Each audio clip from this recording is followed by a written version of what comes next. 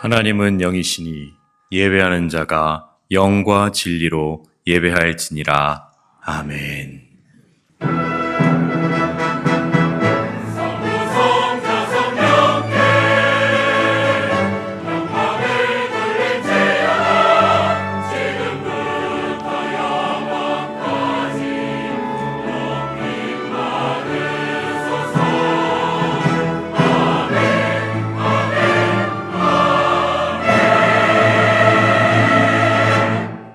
나는 전능하신 아버지 하나님, 천지의 창조주를 믿습니다. 나는 그의 유일하신 아들, 우리 주 예수 그리스도를 믿습니다. 그는 성령으로 잉태되어 동정녀 마리아에게서 나시고 본디오 빌라도에게 고난을 받아 십자가에 못 박혀 죽으시고 장사된 지 사흘 만에 죽은 자 가운데서 다시 살아나셨으며 하늘에 오르시어 전능하신 아버지 하나님 우편에 앉아 계시다가 거기로부터 살아있는 자와 죽은 자를 심판하러 오십니다. 나는 성령을 믿으며 거룩한 공교회와 성도의 교제와 죄를 용서받는 것과 몸의 부활과 영생을 믿습니다. 아멘. 제가 2023년도에는 받은 말씀도 있고 또 제 마음 안에서 우리 성도님들에게 늘 기쁨으로 선물을 해드리고 싶다는 그런 각오로 출발을 했습니다. 사실 가만히 보니까 이 세상에서 가장 복된 선물이 그냥 기쁨을 저에게 모습에서 기쁨을 보여드리는 거, 이거보다 더 큰 선물은 없더라고요. 그런데 그것도 얼마 못 가서 오늘 아침에 우리 장로님 그러시더라고. 우리 장로님이 정확하게 보시는 거죠. 목사님 지난 금요일은 안색이 안 좋으셨어요. 그러시더라고요. 근데 사실 제가 안색에서부터 늘 기쁨을 이렇게 선물하면서 금년에 살아가고 싶었습니다. 근데 사실 마음 안에서 금요일 날 저의 안에 기쁨은 여전히 있었는데 좀 그날은 굉장히 많이 바빴어요. 신방도 가고 이것저것 바빠서 안색이 좀 그런 것 같은데, 여러분들이 제가 안색이 좋을 때가 좋으세요? 안색이 안 좋을 때가 좋으세요? 그러니까 이게 안색이 좋을 때는 이게 성도들에게 굉장히 귀한 선물을 드리는 거예요. 자식이 부모에게 선물 드리는 거예요. 그래, 100만 원 줄 수도 있고 10만 원 줄 수도 있고 고기 좀 가지고 선물할 수도 있어요. 그런데 찡그리고 가서 100만 원 준다고 해보세요. 별로 기분 좋을 사람 하나도 없어요. 근데 자식이 부모에게 주는 선물 중에서도 그냥 안색이 기쁨을 보여드리는 거, 이게 자식이 부모에게 주는 선물 중에 가장 값진 선물일 거예요. 또 부모도 마찬가지예요. 자식에게 주는 선물 중에서 얼굴에 기쁨을 드릴 때 그것보다 더 행복한 건 없습니다. 집에 늘 들어가면 부모님이 안색이 안 좋거나 그리고 화난 모습을 하고 있으면 자녀들이 뭔가 내 마음속에 그렇게 생각되지 않겠어요? 그렇지 않아도 내가 부모님에게 잘 보이는 것도 없는데 나 때문에 그래. 그래서 얼마나 중압감을 느끼겠어요. 그래서 부모도 자식에게 줄 수 있는 선물은 우리가 기쁨을 드리는 것 아니겠어요? 또 목사도 마찬가지예요. 여기 강대상에 서서 가끔 우리 성도님들이 그런 말씀하시잖아요. 목사님 웃을 때가 제일 멋있어요. 근데 그게 웃으라는 소리 아니겠어요? 그 웃는 거, 기쁨을 선물로 드릴 때 우리 성도들이 그만큼 행복하잖아요. 저도 마찬가지지요. 오늘 예배 드리는데 그런 분은 한 분도 없지만 이제 다음 30일부터는 마스크를 벗는 게 자유스럽잖아요. 지금 마스크 써서 가리워져서 잘 모르지만요. 마스크를 딱 벗고 나서 보세요. 왜 여기까지 와서 예배 드리는데 찡그리고 앉아 계시면 그게 담임 목사에게 선물 주는 게 아니더라고요. 그분 하나 때문에 내 마음이 굉장히 힘들어질 때가 있을 수가 있거든요. 그러니까 성도도 담임 목사에게 주는 선물이 그냥 웃음, 기쁨을 주는 거, 이거보다 더 소중한 선물이 없습니다. 빌립보서 4장 4절에 이렇게 말씀하시잖아요. 주 안에서 항상 기뻐하라. 또다시 말하노니 기뻐하라. 우리 한번 같이 하실까요? 주 안에서 항상 기뻐하라. 내가 다시 말하노니 기뻐하라. 이 말씀이 우리는 오해할 수가 있습니다. 주 안에서 항상 기뻐하라. 그러니까 이 주 안에서란 말이 제한을 시키는 것으로 착각을 해요. 기뻐하는 것은 주 안에서만 기뻐하는 거야 하고 제한이라는 생각을 염두에 둘 때가 있어요. 그런데 여기서 주 안에서 기뻐하라, 항상 기뻐하라 이 말의 뜻은 제한이 아니라 무제한을 설명하는 거예요. 너가 주 안에 있는 자 아니냐? 그러니까 항상 기뻐하라. 이게 무제한을 설명하고 있는데 대다수 신앙생활하는 사람은 주 안에서 기뻐해. 그러면 주 밖에 있는 것은 기뻐하지 않는 제한으로 생각한단 말이에요. 그러나 주 안에 있는 저와 여러분들은 어떠한 상황 속에서도 우리의 기쁨을 막을 자가 없고 또 기쁨을 제한할 자가 없습니다. 그래서 내가 다시 말하노니 기뻐하라 라고 말씀하시고 계십니다. 사랑하는 성도 여러분, 하나님께서 그렇게 말씀하실 때는 무제한으로 기뻐해라. 네가 주 안에 있으니 무제한으로 기뻐하라. 이 말씀의 내용의 뜻은 너만이 알고 있는 놀라운 기적을 소유한 자다.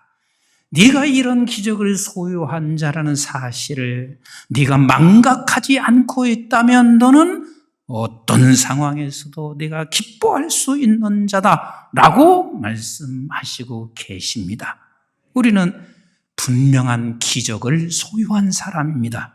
아멘이신가요? 어마어마한 기적을 소유한 사람이에요. 우리가 18장 하기 전에 누가복음 16장 말씀을 같이 읽었는데 여러분들이 다 아시는 말씀이지만 다시 한번 읽어보실까요? 누가복음 16장 19절부터 시작. 한 부자가 있어 자색 옷과 고운 베옷을 입고 날마다 호화롭게 즐기더라. 그런데 나사로라 이름하는 한 거지가 헌데투성이로 그의 대문 앞에 버려진 채 그 부자의 상에서 떨어지는 것으로 배불리려 하며 여러분 거지 나사로 비참합니다. 참 비참해요. 얼마나 부러웠겠어요? 부자가 얼마나 부러웠겠어요? 아주 비참하게 살아왔습니다. 그런데 여러분, 거지 나사로는 기적을 소유한 사람이었습니다. 조금 더 읽어보도록 할까요? 시작. 심지어 개들이 와서 그 헌대를 핥더라. 이에 그 거지가 죽어 천사들에게 받들려 아브라함의 품에 들어가고 부자도 죽어 장사되매 그래요. 모든 사람은 언젠가는 다 끝이 납니다. 반드시 끝이 납니다. 건강했던 사람도 반드시 끝이 납니다. 그게 길어봐야 100년입니다. 조금 더 길어봐야 그저 100년 조금 넘을 것입니다. 그리고는 너나 할 것 없이 모두가 다 끝이 납니다. 그래서 이 호화롭게 살던 부자도 끝이 났고 헌데 투성이며 거지 비참하게 살던 나사로도 끝이 났습니다. 조금 더 읽어봅니다. 시작. 그가 음부의 고통 중에 눈을 들어 멀리 아브라함과 그의 품에 있는 나사로를 보고 그랬습니다. 자, 한 사람은 음부에 들어갔습니다. 그리고 그 음부의 반대편에 서 있는 하나님의 아브라함의 품 하나님의 품에 거했습니다. 나사로는 그 품에 거했습니다. 여러분 이 장면을 여러분 주님께서 비유로 설명하시는 게 아니에요. 실제 현실이 그런 상황을 우리 주님께서 우리에게 그걸 말씀하시고 계세요. 조금 더 읽어볼까요? 시작. 불러 이르되 아버지 아브라함이여 나를 긍휼히 여기사 나사로를 보내어 그 손가락 끝에 물을 찍어 내 혀를 서늘하게 하소서. 죽는 것이 차라리 낫는데 죽지도 않는기라. 그리고 물 한 모금 먹을 수 없는 목마름, 이게 얼마나 고통일까 한번 생각해 보세요. 그래서 이렇게 부탁하는 거예요. 계속 읽어봅니다. 시작. 내가 이 불꽃 가운데서 괴로워하나이다. 아브라함이 이르되 예 너는 살았을 때 좋은 것을 받았고 나사로는 고난을 받았으니 이것을 기억하라. 이제 그는 여기서 위로를 받고 너는 괴로움을 받느니라. 그뿐 아니라 너희와 우리 사이에 큰 구렁텅이가 놓여 있어. 여기서 너에게 건너가고자 하되 갈 수가 없고. 믿으시죠? 거기서 음부에서 하나님의 품으로 건너갈 수 있는 사람은 아무도 없고 그쪽에서 이쪽으로 건너올 사람도 없습니다. 계속 읽어봅니다. 시작. 이르되 그러면 아버지여 구하노니 나사로를 내 아버지 집에 보내소서. 내 형제 다섯이 있으니 그들에게 증언하여 그들로 이 고통받는 곳에 오지 않게 하소서. 자기가 너무 있어 보니 고통스러운 기라. 그래서 저 사람을 보내서 그러면 죽었다 살아난 사람이 그에게 가서 전하면 저가 이젠 더 이상 이 고통스러운 곳으로 안 오지 않을까 하는 마음에서 그에게 보내달라고 요청하고 있습니다. 그때 우리 주님이 이렇게 답하세요. 같이 읽어봐요. 시작. 아브라함이 이르되 그들에게 모세와 선지자들이 있으니 그들에게 들을지어다. 이르되 그렇지 아니하니이다. 아버지 아브라함이여 만일 죽은 자에게서 그들에게 가는 자가 있으면 회개하리이다. 우리 그렇게 생각할 거예요. 늘 우리는 하나님 이런 기적이 일어나면 저 사람 예수 믿을 거예요. 죽은 자가 우리 앞에 나타나면 벌떡 나타나면 저가 예수를 믿을 거요. 이렇게 대다수 똑같이 생각을 합니다. 그런데 우리 주님 뭘 하세요? 시작. 이르되 모세와 선지자들에게 듣지 아니하면 비록 죽은 자 가운데서 살아나는 자가 있을지라도 권함을 받지 아니하리라 하였다 하시니라. 난 죽은 자가 살아와도 무슨 기적이 일어나도 그렇게 예수 믿어지지 않아 라고 설명하시고 있습니다. 그런데 저와 여러분들은 하나님의 영원한 품에 거하는 이 기적을 소유한 자입니다. 내가 지금 망각하고 살 뿐이에요. 시간마다 순간순간마다 내가 망각하고 살 뿐이지 우리는 아브라함의 품에 거하는 사람, 주의 품에 거하는 사람, 믿으시면 아멘, 믿으시면 아멘. 그런데 이게 놀라운 일이 이것이 얼마나 기적인지 오늘 본문을 통해서 우리는 깨달을 수가 있습니다. 자, 보세요. 우리 주님께서 지금 뭐라고 하시는지 우리 한번 같이 31절 같이 읽어봅니다. 시작. 예수께서 12제자를 내리시고 이르시되 보라 우리가 예루살렘으로 올라가노니. 여러분 예수님은 참 이 부분이 너무 은혜가 돼요. 우리는 예루살렘에 가서 시상식해서 뭔가 상을 받는다고 하면 기쁨으로 올라갈 수 있을 거예요.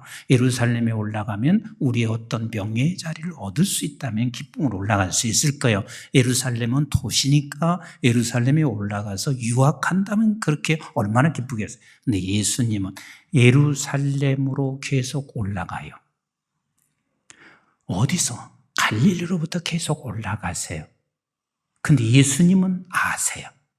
예루살렘에 올라가서 뭐 하는 거? 다시 물어보겠어요. 예루살렘에 올라가서 뭐 하는 거? 죽으시는 것을 알아요. 근데 죽으시는 그 길인 것을 알고 계신 예수님은 예루살렘에 올라가는 길을 절대로 멈추지 않아요. 지금도 예수님께서는 예루살렘으로 올라가셔서 나는 지금 가고 있는, 매일같이 한 발짝 뛰고 예루살렘으로 가면서 나는 죽으러 간다. 나는 죽으러 간다. 그리고 우리 주님께서 이렇게 제자들에게 말씀하시고 계십니다. 우리 32절, 33절 시작. 인자가 이방인들에게 넘겨 희롱을 당하고 능욕을 당하고 침뱉음을 당하겠으며 그들은 채찍질하고 그를 죽일 것이라. 그는 3일 만에 살아나리라 하시되 그랬습니다. 내가 예루살렘에 올라가서 그냥 죽는 게 아니라 비참하게 사람들로부터 침뱉음 받고 채찍 받고 그리고 비참하게 죽습니다. 이렇게 죽으시는 그 예수 그리스도께서 내가 죽는 이유가 무엇이냐면 내가 죽어야 나도 부활하고 너로 생명을 얻게 하기 위해서 내가 죽는 거야. 그런데 아무도 이것을 믿을 수 있을까요? 없을까요? 절대로 못 믿습니다. 그래서 34절 우리 주님이 이렇게 말씀하십니다. 시작. 제자들이 이것을 하나도 깨닫지 못하였으니, 여기서 하나도는요, 모든 사람들이 다 깨닫지 못하였으니라는 말도 포함되어 있지만 내 개인이 머리에서도 발끝까지 조금도 깨달을 수 없는 자요, 하나도 깨닫지 못하였으니, 시작. 그 말씀이 감추었으므로 그들이 그 이르신 말을 알지 못하였더라. 자, 하나도 깨달을 수 없어요.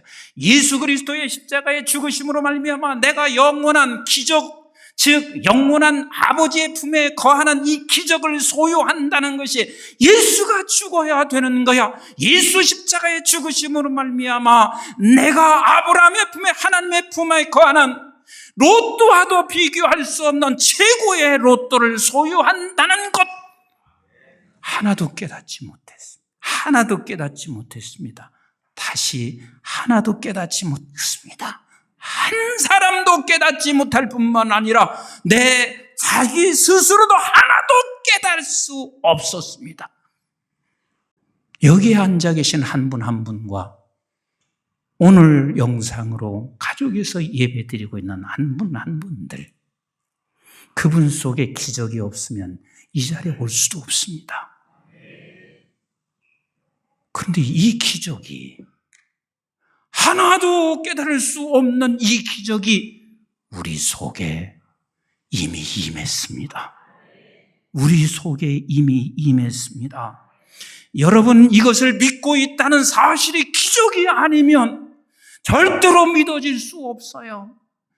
어떤 사람은 이렇게 생각할 수 있어요. 혹시 내가 체면 걸렸나? 체면 가지고 믿어지지 않습니다. 끊임없는 교육을 통해서 믿어지는 것이 아닙니다. 내가 믿어진다는 것은 여러분들이 알지 못하는 사이에 기적이 일어났습니다. 그 기적이 어떤 기적이냐면 우리는 아브라함의 품에 거하는 기적이 우리에게 일어난 거예요. 다시 한번 확인해 봅시다. 여러분들이 지난주에 다 복권을 사셨습니다. 근데 20억짜리 당첨됐습니다. 그러면 여러분들이 대다수 춤을 추기 시작할 겁니다. 그리고 여기저기, 야!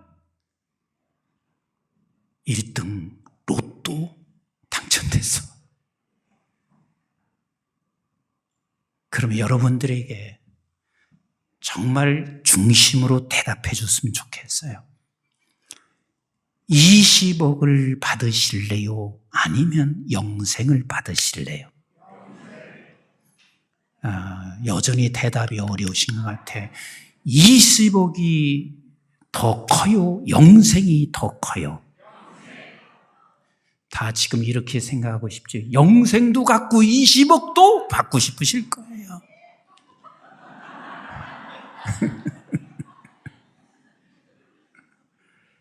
근데 여러분 가만히 생각해 보세요.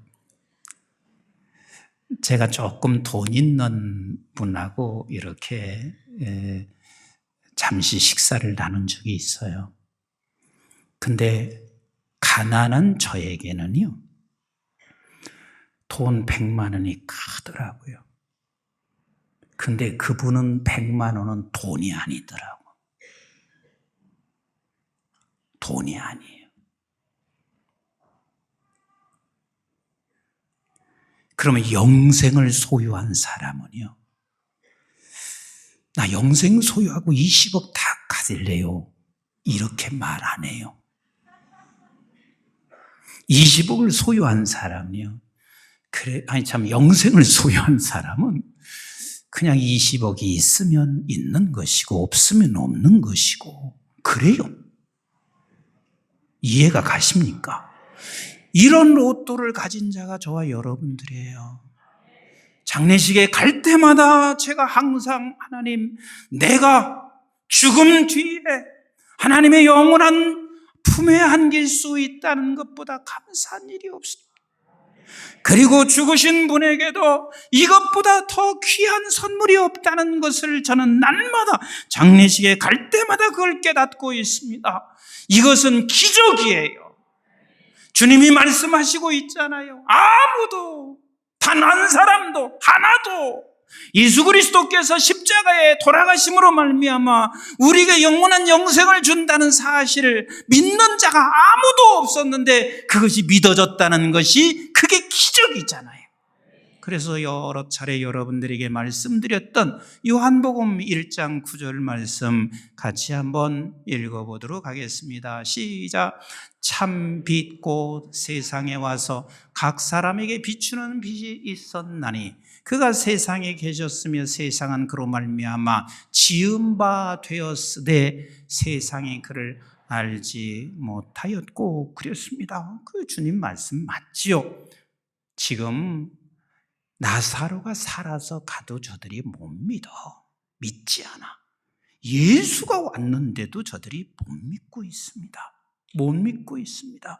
빛이 왔지만 빛이 있다는 사실을 모른단 말이에요. 조금 더 읽어보겠습니다.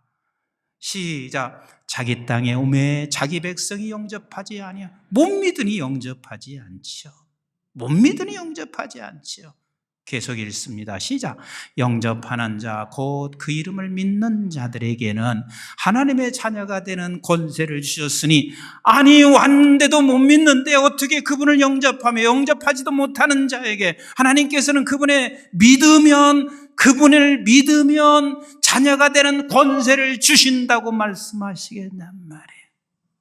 그래서 이렇게 말씀하시는 거예요. 시작.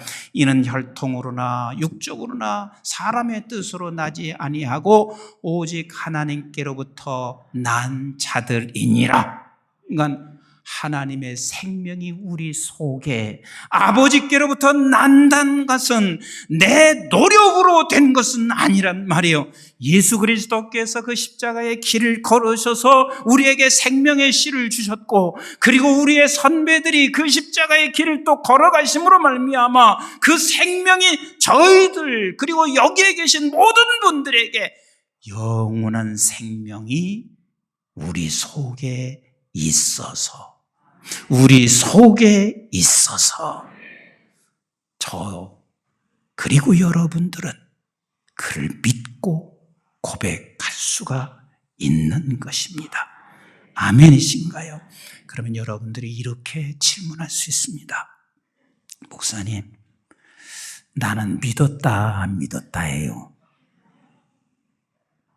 아니 우리 교인들 중에서도 저한테 이렇게 여쭤요. 목사님, 어떤 때는 믿어지고요, 어떤 때는 안 믿어져요. 그게 내가 천국에 진짜 갈 수 있는지 모르겠어요. 그래서 내가 그랬어요. 믿었다 안 믿었다 하는 것은 성경에 이렇게 말하고 있다. 하나도 못 믿어. 하나도 못 믿어. 그런데 믿었다 안 믿었다 하는 것은 당신은 이미 믿었다 하는 것이 단 하나라도 있으면 당신은 하나님의 생명이 그 속에 있는 기야. 그런데 왜 안 믿어져요? 사단이 당신에게 망각하게 하는 거야. 어마어마한 것을 내가 소유하고 있는 것에 대한 그 망각을 하면서 믿었다 안 믿었다 하게 하는 거예요.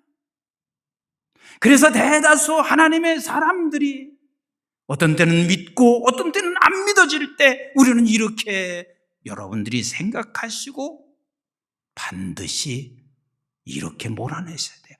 사단이 자꾸 망각하게 해요. 사탄이 자꾸 망각하게 해요. 어려움 만나면 사단이 망각하게 하고 내가 정말 말씀으로 붙잡고 살아가지 않아 보세요. 목사도요. 기도 안 해보세요. 목사도요. 하나님의 말씀을 날마다 묵상하지 안 해보세요. 그러면 누구나 할 것 없이 안 믿어지기 시작해요. 그래서 우리는 언제나 이 세상에 살면서 내가 믿어졌다는 것은, 내가 한번 믿어짐의 고백이 있었다는 이야기는 반드시 그 안에 아브라함의 품에 거하는 생명이 있는 거예요. 근데 그 생명이 있는데 사단은 날마다 우리를 흔들어 놔요.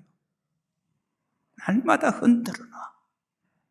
네 생명이 있는 사람이라면 이렇게 고난이 있을 수 있냐? 너에게 생명이 있는 사람이라면 네가 이렇게 아플 수가 있나? 너에게 생명이 있는 사람에는 이렇게 고통이 있을 수가 있나?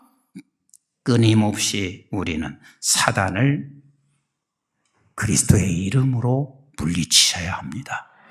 여기에 계신 여러분들 다 기적의 사람들인 게 틀림이 없습니다.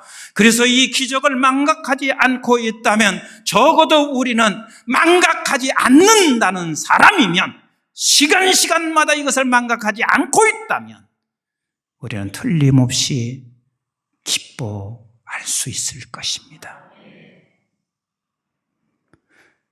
사람들에게 기쁨의 선물을 줄 수 있을 것입니다. 다시 한번 빌립보서 4장 4절 말씀을 같이 읽어보겠습니다.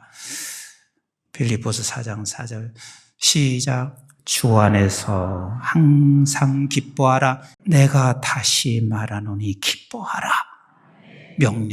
이 명령 말씀을 오늘 또 함께 이 기적을 소유한 자처럼 기뻐하시면서 살기를 주님의 이름으로 축복합니다. 그런데요, 이 기적을 사단에게 우리가 망각하는 자가 되지 않게 되면 기쁨으로 끝나지 않습니다. 우리 한번 고린도 후서 4장 7절 같이 읽어볼까요? 고린도 후서 4장 7절 시작. 우리가 이 보배를 무엇에? 질그릇에 가졌으니 이 보배는 예수 생명을 가진 자요. 어쩌면 나사로같이 우리의 질그릇 속에 나는 이 질그릇의 보배를 가진 자로 우리 살아가시자고. 이 보배를 질그릇에 가졌으니, 조금 더 읽어봅니다. 시작. 이는 심히 큰 능력은 하나님께 있고 우리에게 있지 아니함을 알게 하려 함이니라. 그렇습니다. 우리 하나님께서 우리에게 주신 놀라운 보배를 가지고 있는 사람들입니다. 그래서 8절부터 같이 읽어봐요. 시작. 우리가 사방으로 우겨쌈을 당하여도 쌓이지 아니하며 답답한 일을 당하여도 낙심하지 아니하며 박해를 받아도 버림받지 아니하며 거꾸로 트림을 당하여도 망하지 아니하고 우리가 항상 예수의 죽음을 몸에 짊어짐은 예수의 생명이 또한 우리 몸에 나타나게 하려 함이라. 아멘이신가요? 우리 예수의 생명이 우리 속에서 반드시 나타나기를 원하시는 우리 하나님이십니다. 아멘. 그래서 저와 여러분들은 내 안에, 이 질그릇 안에 보배를 가지고 있는 예수 생명을 어느 곳에 있든지 나타나는 것, 이것이 우리가 해야 할 사명일 것입니다. 12절 조금 더 읽어보십시다. 12절 시작. 그런즉 사망은 우리 안에서 역사하시고 생명은 너희 안에서 역사하시니라. 기록된 바 내가 믿었으므로 말하였다 한 것 같이 우리가 같은 믿음의 마음을 가졌으니 우리도 믿었으므로 또한 말하노라. 주 예수를 다시 살리신 이가 주 예수와 함께 우리도 다시 살리사 너희와 함께 그 앞에 서게 하실 줄을 아노라. 했듯 나는 그 앞에 서게 하신다는 사실을 아노라. 그래서 내 안에서 이 기적을 소유했기 때문에 우겨쌈을 당하는 상황 속에서도 우리 15절부터 같이 읽어봐요. 시작. 이는 모든 것이 너희를 위해 함이니 많은 사람으로 감사로 말미암아 감사한다. 은혜가 더하여 넘쳐서 하나님께 영광을 돌리게 하려 함이라 라고 말씀하시고 계십니다. 아멘이신가요? 기적을 소유한 저와 여러분들입니다. 아멘. 우리 16절부터 조금 더 읽어봐요. 시작. 그러므로 우리가 낙심하지 아니하노니 우리의 겉사람은 낡아지나 우리의 속사람은 날로 새로워지도다. 우리가 잠시 받은 환난에 경한 것이 지극히 크고 영원한 영광에 중한 것을 우리에게 이루게 함이니 우리가 주목하는 것은 보이는 것이 아니요 보이지 않는 것이니라. 보이는 것은 잠깐이요 보이지 않는 것은 영원함이라. 우리가 소유한 기적이 이렇게 만들어내고 있습니다. 그래서 우리는 이 세상에 살면서 결국은 사모하는 곳이 어디냐면, 우리 한번 고린도후서 5장 같이 읽어봐요. 시작. 만일 땅에 있는 우리의 장막집이 무너지면 하나님께서 지으신 집 곧 손으로 지은 것이 아니요 하늘에 있는 영원한 집이 우리에게 있는 줄을 아느니라. 믿으십니까? 계속 읽습니다. 시작. 참으로 우리가 여기 있어 탄식하며 하늘로부터 오는 우리 처소로 덧입기를 간절히 사모하노라. 이렇게 입으면 우리가 벗은 자들로 발견되지 않으려 함이로라. 늘 천국을 사모하면서 살아갑니다. 예전에도 한번 제가 말씀드린 적이 있습니다. 탈북을 했던 한 분이 계셨는데 중국으로 가서 탈북을 해서 거기서 성경 공부하다가 예수를 만났어요. 그리고 나서 다시 북한으로 들어가게 됐는데 그만 잡혀서 보위부 요원에게 모진 고문을 받아요. 근데 이 고문을 받고 있는 이 여자에게 그 고문을 하고 요원 중에 하나가 동정심도 느끼고 정이 느껴졌어요. 그래서 어떻게 하면 이를 살릴까 싶어서 이분이 이렇게 이야기를 했어요. 당신이 중국으로 가서 예수 믿었다는 이야기 일치하지 마라. 하도 굶주려서 내가 힘들어서 내가 먹고 살기 위해서 중국으로 갔다 얘기해라. 그러면 내가 알아서 한 1년 정도 일반 병실로 가게 했다가 당신이 풀어낼 수 있도록 할 테니까 그렇게 해라. 근데요, 살 길을 가르쳐 줬는데도 나는 예수 믿는 사람이라는 것을 끝까지 거부하지 않아요. 어마어마한 고문을 당해서 결국은 그는 순교하게 돼요. 그런데요, 이 보위부 요원이 그 모습을 쳐다본 거예요. 도대체 예수가 누구길래? 예수가 누구길래 자기에게 살 길을 열어주는데도 불구하고 끝까지 그 예수를 부인하지 않나? 마음이 움직여지기 시작했어요. 그래서 결국은 그 예수를 알기 위해서 이 보위부 요원도 탈북을 하게 됩니다. 그리고 성경을 배웠고 그리고 한국에 왔어요. 나는 직접 그 이야기를 내가 들은 거예요. 기적을 소유한 사람은 언제 가장 기적을 소유한 사람의 모습으로 드러나냐면 모든 사람이 봤을 때 더 이상 못 살 위기, 고난 속에 있다. 그런데 그 고난 속에서도 기적을 기적을 소유한 자답게 기쁨을 잃지 않습니다. 기쁨을 잃지 않습니다. 얼마나 많은 분들이 이런저런 고통과 아픔 속에 있으면서도 얼굴의 기쁨을 놓치지 않을 수 있는 그 이유는, 사람들이 이렇게 말해요. 당신 웃고 기쁘면 기쁜 일이 생긴다. 아니요. 그건요, 긍정적 사고를 생각하는 사람들의 모습이에요. 우리에게는요, 하나님의 기적이 내 안에 있어서 기뻐하는 것이지, 내가 억지로 기뻐하면 기쁜 일이 생겨서 하는 일이 아니란 말이에요. 여러분들 속에는 그런 기적이 이미 존재합니다. 하나님의 품에 안겨지는 기적을 가지고 있는 사람입니다.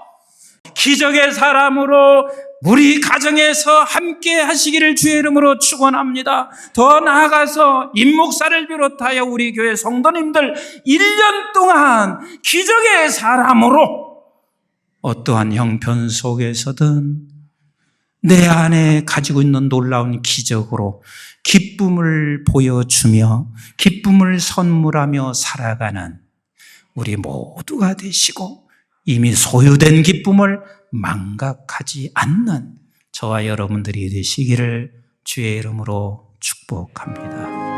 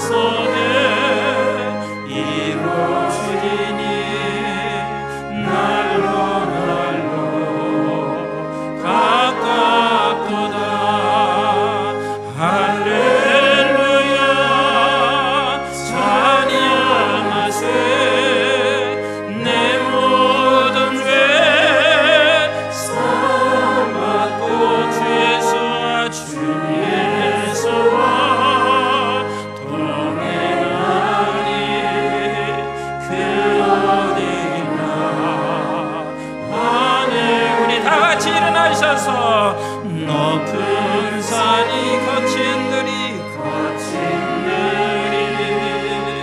좁아이나 그 모든 내 주 예수 모신 곳이 그 어디나 하늘나라. 할렐루야